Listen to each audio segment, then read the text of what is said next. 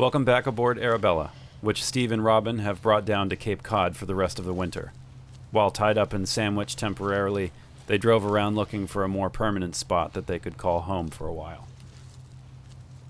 We live on the water to get away from the rush of everyday life, and this doesn't feel like that to me. I don't know. This doesn't feel good in my soul. Yeah. No, this doesn't really tick my boxes either.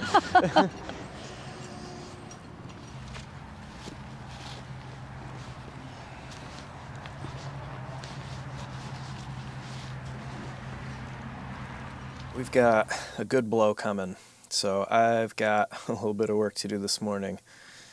And first thing I'm going to do is try to fix the leak in the deck here. So when I was building the boat, I said numerous times, if the deck's going to leak, I want it to leak above my bunk and above my head so that it annoys the heck out of me and that I fix it quickly. Because if the leak were, say, above the bookshelf or above the workbench or somewhere up here in the forepeak, it could go a long time without you noticing it. But when you're laying here and cold water drips onto your face every once in a while, that gets your attention really, really quick. And this is where it's happening. So I'm pretty sure I know why it's happening, and it should be a fairly easy fix. So let's see if we can get this fixed before the rain comes, because it's supposed to rain all night, and it makes for a pretty poor night's sleep getting dripped on. You can see that it's doubled up.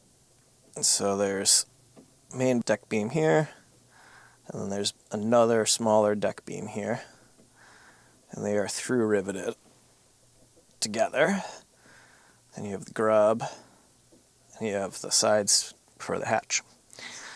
So what's happening here is you got this deck beam, the grub is screwed and bolted down to it. The decking lands on this one, butts up against the grub here, and then this joint up on deck is where you caulk. So you caulk where that decking is screwed to this beam and where it butts up against this grub, and you're putting these rivets and the screw that goes through here into tension, right? That's trying to expand. So we've got a rivet here. I've got a rivet here, but this rivet, the other side,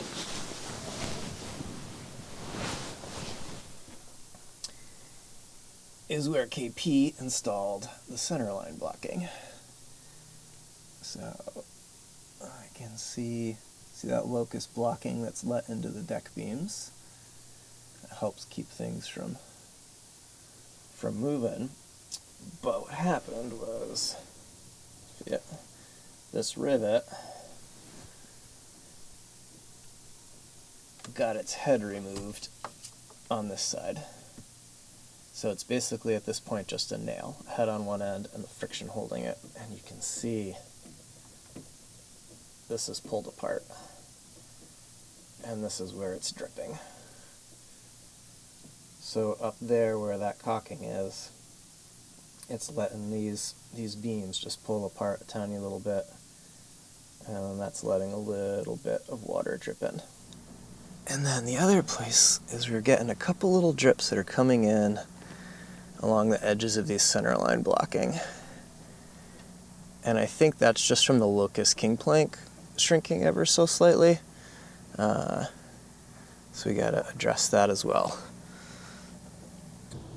And one of the tricky things with wide timbers like this is they shrink and swell a bunch. So I think we're getting just a little bit of water intrusion along the edges of this. I mean, it's a few drips after it's been raining for hours. It's really not much. Where the real drip is coming in is right along here, where this is screwed down into the smaller deck beam. We drive the caulking and the pitch between the end grain of that and the beam, and it's just pushing things apart in there a little bit. So I thankfully, this is a pretty quick and easy fix. Put some clamps on there and that gap goes right up. Pull together nice and tight. Got a C-clamp on there. A big bar clamp. And then a wooden clamp. So now that we've got that pulled together, we're gonna go up on deck, bust out a torch, and heat up some pitch. So by clamping it real tight, heating up the pitch, I'm both giving that wood a chance to kind of squeeze in on the pitch a little bit, and I'm letting that pitch re-adhere to that wood and make sure that we have a good seam. This is why I chose to do this kind of compound in the seams. You absolutely cannot do this with any of the modern compounds. You would have to scrape it all out, make sure there's no residue left. Otherwise, you would not be getting good adhesion with the compound in the wood. And the pitch just doesn't really care. I've had a couple drips along these seams here, so I'm gonna hit those real quick.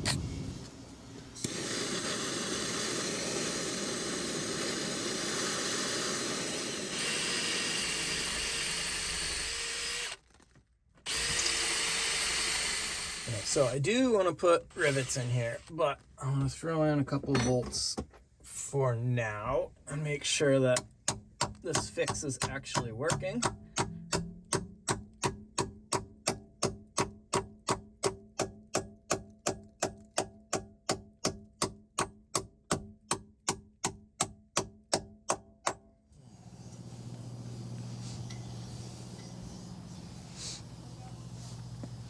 We've got a big blow coming, and the winds are steadily increasing today.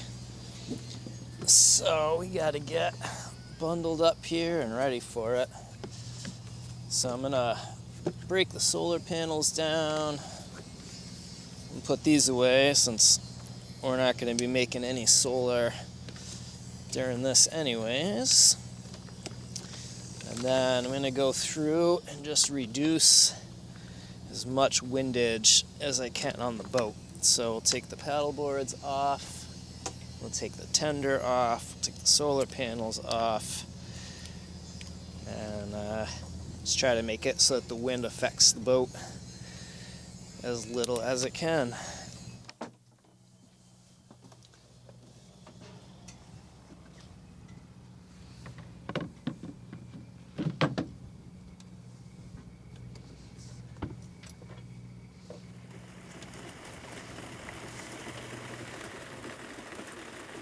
So the wind last night really wasn't all that bad. I mean, we had some big gusts. I felt the boat kind of get pushed over, heel over a little bit, but all in all, not terrible.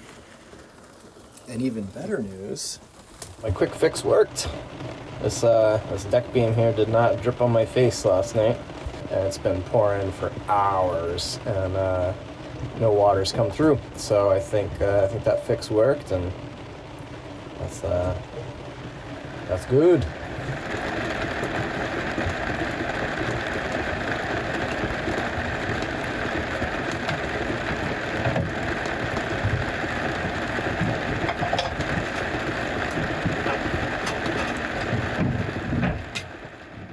Steve got a tip about possible dock space in Harwich, Massachusetts, so they headed over there by car the next day to see if it would work out to stay for the rest of the winter. All right, what do you think? Home for the winter. I love it. Yeah. I love it so much. This fits us a little bit more than New Bedford. It's a little longer drive to get to everything, but It's okay. it's all right. I think It's beautiful. I love it. yeah, to go spend time with my mom in the hospital and do all of that, and then to come back to here, I'm willing to drive an extra 40 minutes to make that happen. The price is so incredibly reasonable. Super reasonable. We have access to power. It's like more amenities than we could have asked for. Yeah, showers, bathrooms. This is great. Everyone here seems super, super nice. So what they're proposing is to have Anne-Marie here move, and it sounds like this entire outer dock would be ours. So it's kind of like right where Robin and I like it. The farthest one out, they're like, oh, sorry, you have a long walk. We're like, that's fine. Not a problem at all. And then it also makes it real easy in and out.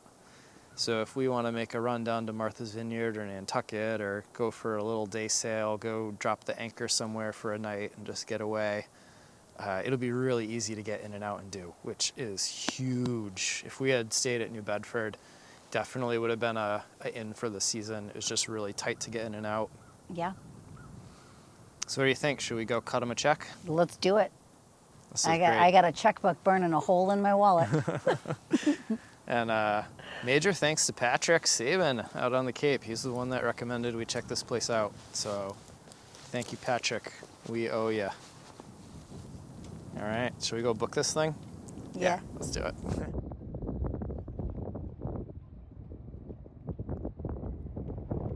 Now that it was decided to stay in Harwich, the next task was to get the boat ready for a 2-day sail to get there.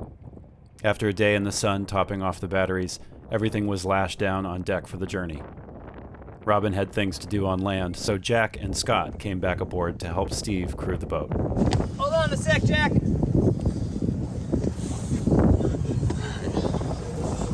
So we're over here leaving.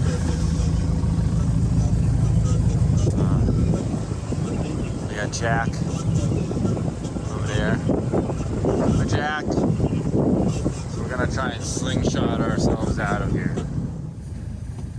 From Sandwich, the first day would take them down through the Cape Cod Canal and back into Buzzards Bay, where the boat was first launched almost 7 months earlier.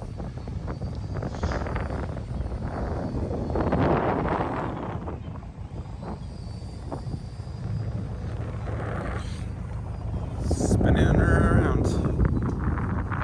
Alright, Jack, you can drop that.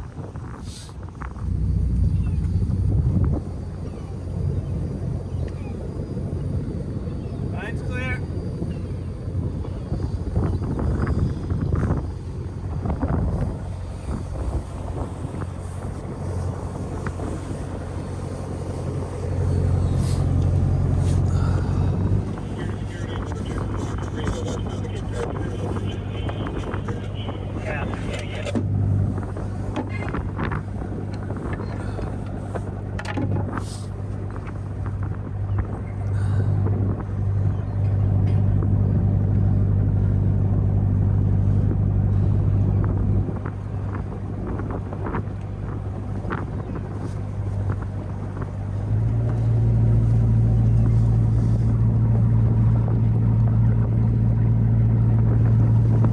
Jack, can you see anybody coming either way?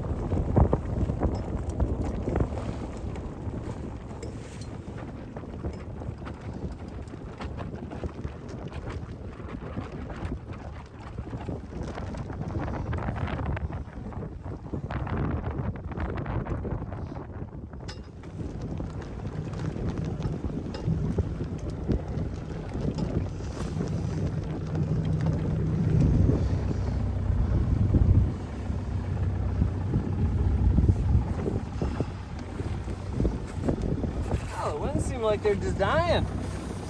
Yeah, it might be because we're going into it a little bit.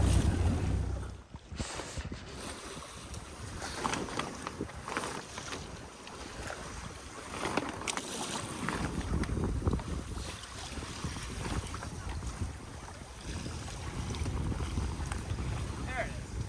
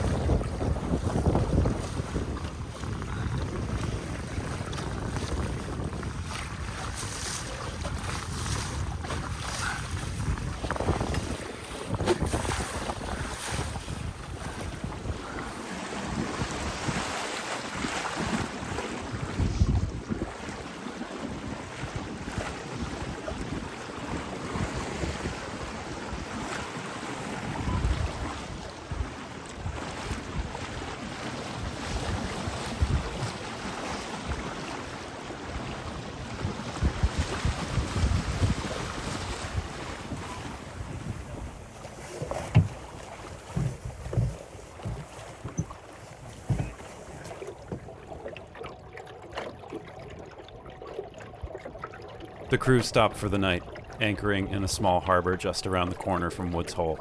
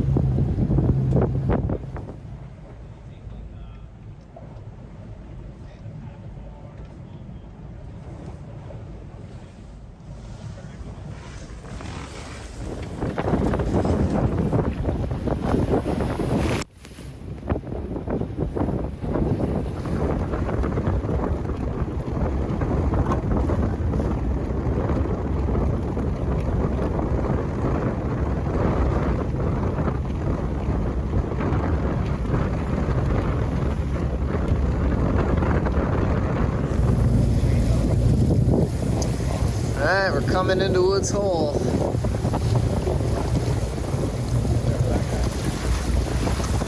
Jack was saying this churny, boily water here, they call it the Kraken. Oh, we're getting all sorts of shoved around. We are getting shoved around a lot.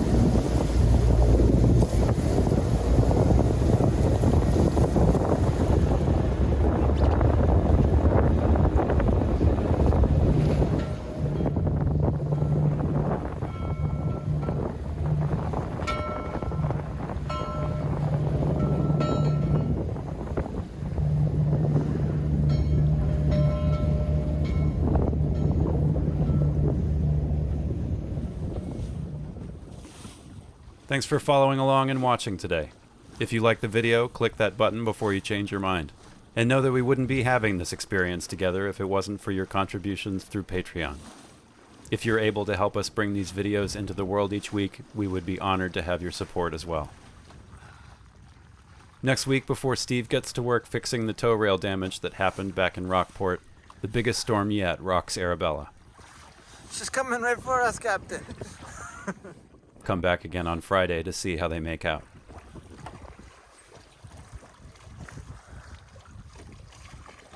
Oh yeah, look at her. Nice blue paint line. No scum. No scum. Just a broken rail. Yep. We're having a blast out.